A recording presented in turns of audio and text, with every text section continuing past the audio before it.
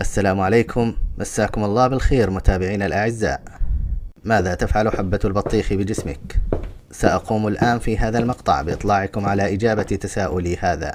إنه من المؤكد بعد مشاهدتك لهذا المقطع ستسارع لأكل حبة شهية من البطيخ البارد المنعش تطفئ بها ظمأك، خصوصا إذا كنت تعاني من العطش الشديد في هذا الجو الصيفي الحار، حيث أن البطيخ وعصيره من أهم ما يكسر حدة العطش ويروي الظمأ ويرطب الجسد. أنصحك بالتوجه لأقرب محل لبيع الفاكهة والاستحواذ على نصيب كاف من البطيخ. أما أنا شخصيا فإنني أحرص على تناول البطيخ بشكل يومي طوال فترة الصيف، وقد لمست كثيرا من الفوائد، منها تخفيض نسبة الكوليسترول وضغط الدم، لذا أنصحكم بالمداومة عليه. وللبطيخ أنواع مختلفة، كما أن له أسماء متعددة في البلدان العربية كالحبحب والرقي.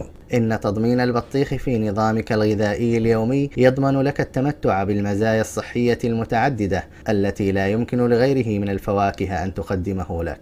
يساعد البطيخ في توازن الماء في الجسم وتخفيف تشنجات العضلات، كما أنه يساعد في إنقاص الوزن ومحاربة السمنة.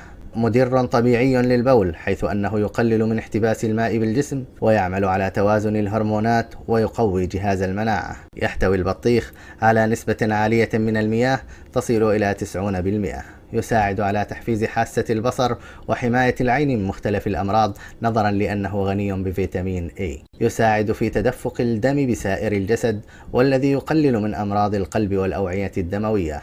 وأخيرا، ألم أكن محقا عندما دعوتكم للمسارعة بتناول حبة من البطيخ؟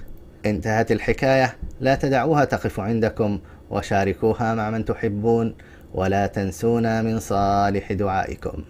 مع السلامة.